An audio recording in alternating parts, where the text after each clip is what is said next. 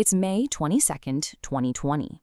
An Airbus A320 is making its final approach into Karachi, Pakistan. But this isn't a routine landing. Inside the cockpit, it's absolute chaos. You've got alarms blaring and a crew that seems to be fighting against a disaster that they themselves created. In just a few minutes, their journey is going to end in a terrible, terrible tragedy. Mayday, Mayday, Mayday. Pakistan 8303. You know, those were some of the last words ever heard from the pilot.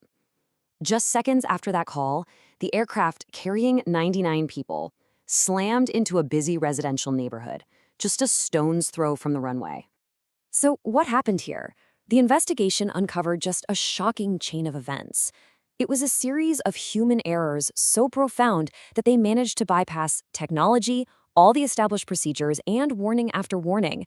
So let's trace the steps that turned what should have been a totally routine flight into an absolute catastrophe. Now, our story doesn't actually begin at the moment of the crash. We have to rewind a few minutes earlier, during the plane's approach. This is where the first, seemingly small decision was made that really set the whole disaster in motion. I mean, look at this. On paper, everything was perfect. This was a short domestic hop, just about an hour and 45 minutes. The plane, an Airbus A320, was in great shape. The captain, incredibly experienced, we're talking over 18,000 flight hours. The first officer was a veteran too. By all accounts, this was just another day at the office. Okay, so as they were getting close to Karachi, air traffic control gave them a standard, longer approach route. But, to save a little time, the pilots asked if they could take a more direct path, a shortcut. And since there wasn't a lot of traffic, they were given the okay. Now, this isn't that unusual, but this one simple choice, well, it had a critical consequence that nobody managed. And here it is. This is the crucial mistake. They never told the plane's brain, the flight management computer, that they were taking that shortcut. So you've got the pilots physically flying the shorter route, but the autopilot is still calculating its descent based on the longer one. And right there, a dangerous mismatch was created. You see, these approach procedures are incredibly precise, and for good reason.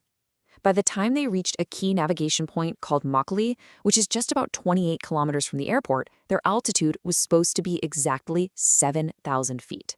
Not 7,100, not 6,900, 7,000.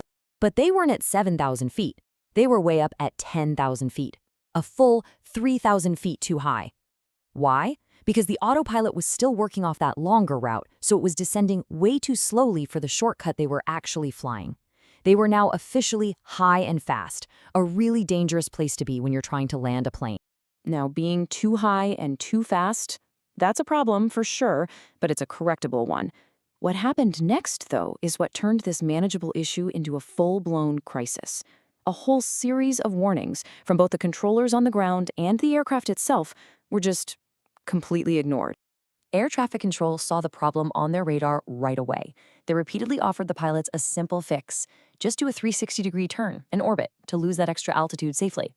3 separate times they advised them, hey, you need to break off this approach.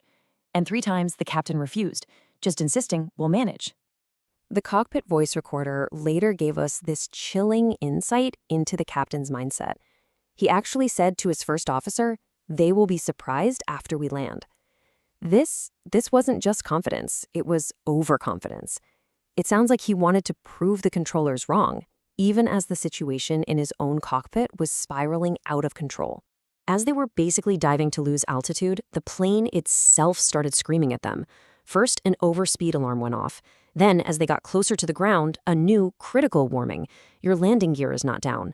The cockpit was just filled with alarms, but in their rush and, as we'll see, their distraction, every single warning was either missed or just flat out ignored. So, ignoring every single warning, they pushed on with this completely unstable approach.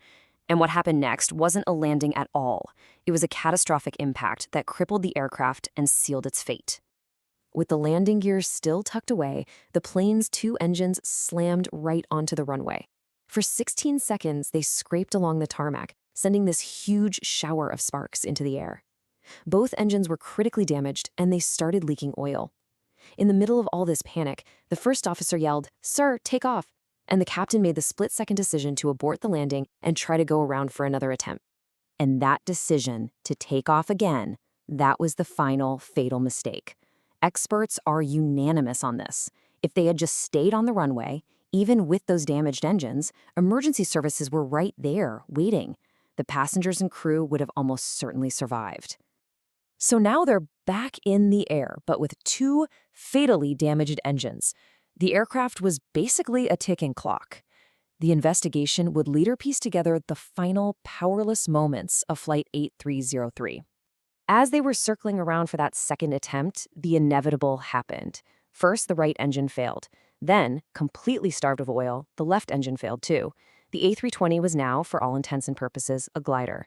In a desperate move, the captain lowered the landing gear, but this just created more drag, slowing the unpowered plane down even more. It was too late. Realizing they were never going to make it back to the runway, he made that final mayday call.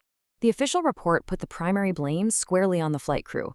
Their lack of adherence to standard procedures was just staggering. But it also pointed out that air traffic control failed in its duty to explicitly tell the pilots their gear was up. And maybe most crucially, it found that both pilots had been completely distracted by a casual conversation about the pandemic during the most critical part of the flight, causing them to lose all situational awareness. But the investigation into this one crash, it blew the lid off something much, much more disturbing.